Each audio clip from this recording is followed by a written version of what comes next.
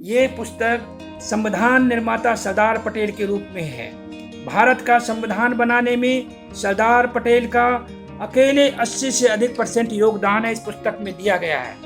उस समय 1995 में इस पुस्तक की कीमत 500 रुपये हुआ करती थी, लेकिन इस पुस्तक की ज़्यादा डिमांड के कारण आज इसकी कीमत 1000 रुपये है। 15 खंड हैं जो आदरणीय आज़ादी प्रेमी भारतवासियों, हमारे हाथ में एक पुस्तक है। इसका नाम है the collected work of Sardar Vallabh भाई पटेल। ये सरदार वल्लभ भाई पटेल पर 15 खंड बनाए गए थे 1995 में, जिसके चेयरमैन थे माननीय एस निजलिंगप्पा जी, जो कांग्रेस के कभी अध्यक्ष हुआ करते थे और कर्नाटक के मुख्यमंत्री थे। हम पहले यहाँ के बोर्ड के बारे में बताएंगे, उस बोर्ड में कितने लोग मेंबर थे। एडवाइजरी कमेटी के बारे में बता रहे हैं। इस कमेटी के चेयरमैन थे chairman S Nijalingappa, formerly chief minister Karnataka and president of Indian National Congress. Senior vice president S P Chavan, formerly minister of home affairs. Vice president N C Chaturvedi, ex MP। Chairman Chiman Bhai Mehta, MP। Chief editor and member secretary doctor PN Chopra, secretary and editor doctor P Chopra, treasurer M N Krishnamurthy. Advisory board में हम बताना चाहेंगे माननीय Atal Bihari Vajpayee, formerly prime minister of India. माननीय Amar Singh Chaudhary, formerly chief minister of Gujarat. Chhavidas Mehta, formerly chief minister of Gujarat. George Fernandes, formerly railway minister and defence minister of India. HD Deve Gowda, formerly prime minister of India. JH Patel, chief minister of Karnataka. Lalu Prasad Yadav, chief minister of Bihar. MS Guruswamy, MP, formerly chief minister in petroleum chemicals, formerly minister of petroleum and chemicals. Motilal Vohra, formerly governor of Uttar Pradesh. P Upendra, MP, formerly minister of information and broadcasting. RK Hegde, formerly deputy chairman planning commission. Sharad Pawar, formerly chief minister of Maharashtra. S Bangarappa, formerly chief minister of Karnataka. S Roy, ambassador of India in USA। Basant Sathe, formerly minister of information broadcasting.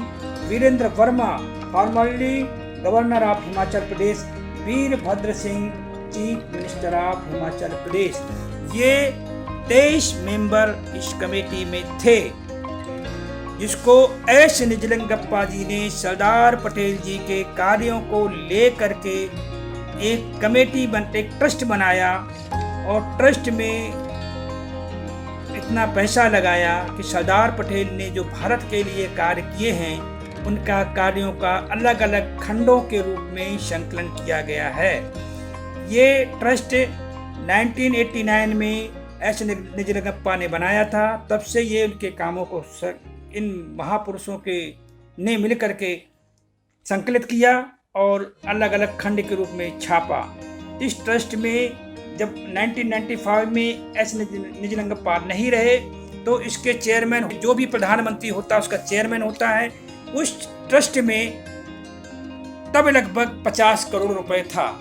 इसका provision ये था कि जो सरदार पटेल के कार्य अंग्रेजी में लिखे गए हैं उनको भारत की अन्य भाषाओं में, जितनी अन्य मान्यता प्राप्त भाषाएं हैं, सरदार पटेल के कार्यों को उसमें बताया जा सके, जिससे भारत में जो नई पीढ़ी है सरदार पटेल को समझें और उनसे प्रेरणा लेकर के देश की एकता अखंडता के लिए सही मायने में कार्य कर सकें। सरदार पटेल के जीवन में जो उन्होंने प्रमुख कार्य किए थे उनके लेटरों के बारे में इन किताब में प्रस्तुत किया गया है।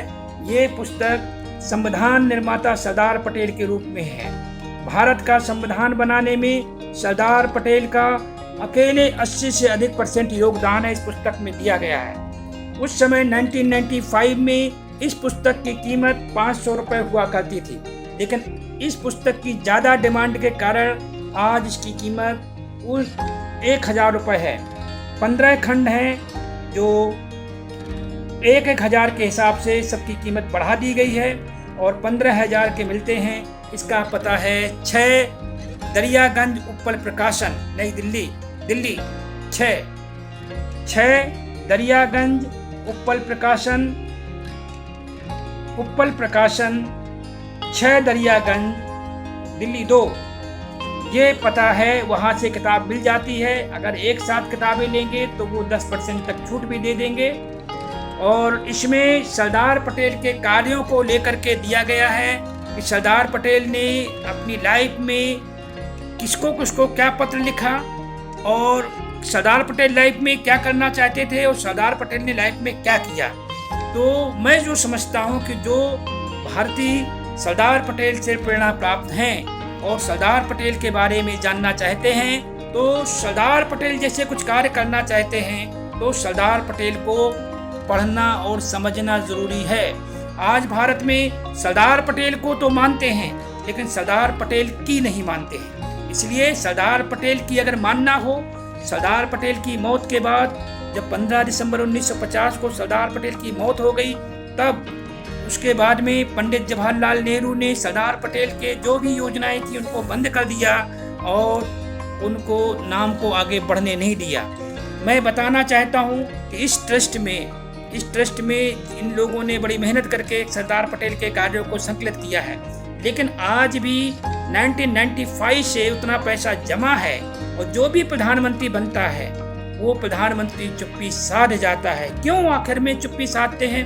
आखिर क्यों नहीं चाहते हैं कि सरदार पटेल के ट्रस्ट में जब इतना पैसा है तो अन्य भाषाओं में सरदार पटेल के कार्यों को छापा जाए और भारत के लोग उसको पढ़ें, समझें सरदार पटेल को कि सरदार पटेल ने 568 जागीरों को और 192 रियासतों को कैसे भारत में विलय किया, कौन कौन सी की प्रस्तियां थी, सरदार पटेल ने क्या योगदान दिया संविधान बनाने में, सरदार पटेल ने डॉक्टर अंबेडकर को संविधान सभा में लाने के लिए क्या प्रयास किया, उसको आप पढ़ेंगे। सरदार पटेल ने सामाजिक न्याय के लिए क्या क्या कार्य किया, सरदार पटेल ने जो कैबिनेट बना था उनमें से किन किन लोगों को मंत्री बनाया अपने कोटे का, लेकिन किसी को नहीं पता है। मित्रों, यहाँ पर कांग्रेस ने तो सरदार पटेल को हमेशा नीचा ही दिखाया है, आज भी नीचा दिखाने की कोशिश कर रही है, उसके तमाम कारण हैं। और कांग्रेस के बाद में जो भी प्रधानमंत्री बने हैं, संघ क्यों नहीं चाहता है कि गांधी जी की हत्या के बाद में सरदार पटेल जी ने संघ पर प्रतिबंध लगा दिया था और संघ इसलिए सरदार पटेल को आज भी किरकिरी निगाहों से देखता है। सरदार पटेल जी ने कहा यह आतंकी संगठन है और इस पर प्रतिबंध लगा दिया था 4 फरवरी 1948 को। उसके बाद में कहा कि ये संगठन रजिस्टर्ड नहीं, इसको रजिस्टर्ड कराएं, रजिस्टर्ड कराने को कहा क्योंकि गैर पंजीकृत संस्था थी। और उसके बाद में सरदार, इसलिए संघ को लोग सरदार पटेल को पसंद नहीं करते हैं। रही बात कम्युनिस्टों की, जब हैदराबाद का विलय भारत में होना था तो निजाम अपने एक सोने से भरा हुआ एक हवाई जहाज पाकिस्तान ले जाने वाला था, उसके चंद मिनटों पहले जहाज को हवाई अड्डे पर रोका गया और हैदराबाद को कब्जे में लिया गया। तो उतना भारी मात्रा में सोना जाने से रोका और अपने मिलाया। जब हैदराबाद में पुलिस कार्रवाई हुई तो उसमें करीब 2000 रजकर मारे गए थे और 400 कम्युनिस्ट मारे गए थे। कम्युनिस्ट नहीं चाहते थे कि हैदराबाद का विलय भारत में हो और सरदार पटेल ने हैदराबाद का भारत में विलय कराया। 12 सितंबर 1948 को जिन्ना की मौत हो गई और नेहरू नहीं चाहते थे कि हैदराबाद पर कार्रवाई हो, नेहरू ने स्पष्ट मना कर दिया था, लेकिन सरदार पटेल ने कहा कि जिन्ना अपने देश में मरा है, जिसको शोक मनाना जाए, हमें अपनी कार्रवाई करना है। नेहरू उसके बाद में लंदन भाग गए और सरदार पटेल ने वहाँ पर अपनी पुलिस कार्रवाई की और जिसमें से इतने लोग मारे गए, क्योंकि रजकर्स ऐसे थे जो भारतीयों पर अटैक करते थे, 200-300 लोग रोज मारते थे। सरदार पटेल से ये नहीं रहा गया, क्योंकि देश के भीतर एक और पाकिस्तान होता, उनकी समस्याओं को कैसे निपटाया जाता। तो कम्युनिस्ट इसलिए सरदार पटेल को अच्छी निगाह से नहीं देखते हैं। सरदार पटेल ने उनकी योजनाओं को सफल नहीं होने दिया। सरदार पटेल जी ने कांग्रेस इसलिए पसंद नहीं करती कि सरदार पटेल जी ने आज़ादी के बाद में एक ठक्कर बापा और एंगर कमेटी बिठाई थी, जिसमें भारत के साथ जिन लोगों ने खूनी लड़ाई अंग्रेजों से लड़ी थी, यानी ब्रिटिश विद्रोही जनजातियां थी, उन जातियों के बारे में सारा सरदार पटेल ने काम किया था। तो इसमें जो भी कांग्रेस के लोग थे उनकी पोलें खुल रही थी। उन पोलों से छिपाने के लिए क्योंकि वो अगर कमेटियां सामने आ जाएगी, उनकी रिपोर्ट सामने आ जाएगी, एंगर कमेटी रिपोर्ट सबके सामने आ जाएगी, तो कांग्रेसियों के पोल खुल जाएगी और कांग्रेस की गद्दारी सामने आ जाएगी, तो इनका जीना दूभर हो जाएगा। भारतवासी इनको घेर घेर कर मारेंगे। इसलिए कांग्रेस ने सरदार पटेल के कार्यों को बंद किया। संघ ने क्यों बंद किया, कम्युनिस्ट ने क्यों बंद किया?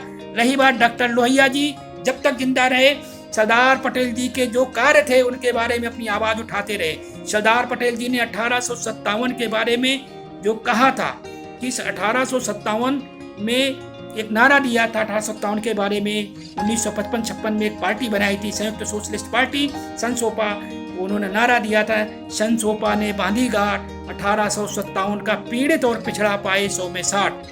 उसके लिए डॉक्टर लोहिया का नारा था। और सरदार पटेल के जो कार्य किए गए थे, सरदार पटेल ने जो भारतीय संविधान में आरक्षण दिया था, इसमें व्यवस्था है संविधान निर्माता ग्रुप में, तो इसमें जो सरदार पटेल ने व्यवस्था दी थी उस व्यवस्था के बारे में डॉक्टर लोहिया जी उठाते रहे। और उसके बाद में हम और हमारे साथ सोशलिस्ट साथी उठा रहे हैं। हम आपके सामने इसलिए ला रहे हैं कि भारत के लोग अधिक से अधिक जान सकें कि सरदार पटेल के जो काम हैं, कार्यों के बारे में जब तक जानोगे कि सरदार पटेल ने कितनी धैर्यता और दृढ़ता के साथ अखंड भारत का निर्माण किया। और आज जो लोग हैं सरदार पटेल का नाम ले रहे हैं, मुखौटा लगाए हैं, लेकिन दिल्ली में सरदार पटेल के लिए आज तक कुछ नहीं किया है। सरदार पटेल ट्रस्ट में इतना पैसा जमा है। आज यहाँ प्रधानमंत्री मोदी जी हैं, इस मोदी जी को हम कई पत्र भी लिख चुके हैं कि ट्रस्ट में पैसा है। सरदार पटेल के ट्रस्ट इसमें पैसा होने के कारण इन खंडों को भारत की अन्य भाषाओं में छपवा करके विभिन्न लाइब्रेरियों में, विभिन्न विश्वविद्यालय में पहुंचाई जाए, जिससे शोध करने वाले लोग उससे ऐसे सारांश निकालें और एक लोग नए युवाओं को प्रेरणा मिले देश को मजबूत बनाने के लिए। लेकिन मोदी जी ने आज तक इसको नहीं छपवाया है। सरदार पटेल के साथ जो अन्याय हुए हैं, दिल्ली में किसी ने अन्याय मिटाने के लिए कार्य नहीं किया है। इसलिए सरदार पटेल के जो कार्य थे उन कार्यों को आगे हम लोग अपनी पार्टी के माध्यम से, हम अल हिंद पार्टी चलाते हैं। मैं इस पार्टी का राष्ट्रीय अध्यक्ष हूँ। डॉक्टर ओमकार नाथ कटियार नाम है और हमारा इसमें नंबर है 9540288242। ये हमारा नंबर है। पता है B2/40 सफदरजंग इनक्लेव, नई दिल्ली 110029। और हम यहाँ से सरदार पटेल के साथ हुए अन्यायों को मिटाने के लिए अपने YouTube चैनल को शुरू कर रहे हैं। और YouTube चैनल के माध्यम से जो सरदार पटेल ने कार्य किए थे उन कार्यों को अपने YouTube चैनल के माध्यम से हम बताएंगे, एक एक करके डेली बताएंगे कि सरदार पटेल भारत के लिए क्या करना चाहते थे और क्या कर रहे थे, आगे क्या क्या करना है। उनको सरदार पटेल ने एक प्रतिबद्ध होकर के सरदार पटेल ने उन चीज़ों को आगे शुरू किया था। मैं आपसे यही बताना चाहता हूँ कि सरदार पटेल पर जो ये खंड हैं उनको आप लोग खरीदें, पढ़ें और सरदार पटेल को समझें। बिना सरदार पटेल के समझे हुए आप सरदार जैसे लौह पुरुष नहीं बन सकते हैं, कोई ऐसा कार्य नहीं कर सकते हैं। क्योंकि किन परिस्थितियों में सरदार पटेल ने क्या क्या किया था आपको उनके बारे में समझ में आएगा। और देश को एकता अखंडता के सूत्र में पिरोने वाले सरदार पटेल, भारत को संविधान देने वाले सरदार पटेल के बारे में आप जान सकेंगे। यही आज हमें कहना था। हमारा नाम है गुर्जर डॉक्टर ओमकार नाथ कटियार, गौरव सेनानी, राष्ट्रीय अध्यक्ष अल हिंद पार्टी। धन्यवाद, नमस्कार। आगे ही हम आपके साथ वीडियो में बने रहेंगे। नमस्कार।